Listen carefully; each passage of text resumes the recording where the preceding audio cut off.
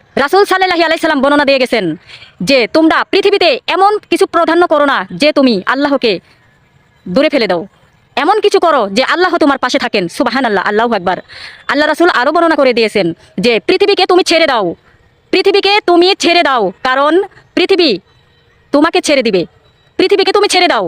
পৃথিবী তুমি যদি ধরে রাখো তাহলে এই পৃথিবীতে থেকে তুমি ধ্বংস হয়ে যাবা। এই পৃথিবীর মায়া তুমি করো না। এই পৃথিবীর মায়ার জাল খুবই ভয়াবহ, খারাপ। সেটা একমাত্র ধ্বংসই করতে পারে।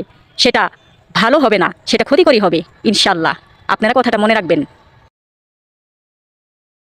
রাসূল সাল্লাল্লাহু আলাইহি সাল্লাম বর্ণনা দিয়ে গেছেন যে তোমরা পৃথিবীতে এমন কিছু প্রাধান্য করো না যে তুমি আল্লাহকে দূরে ফেলে দাও।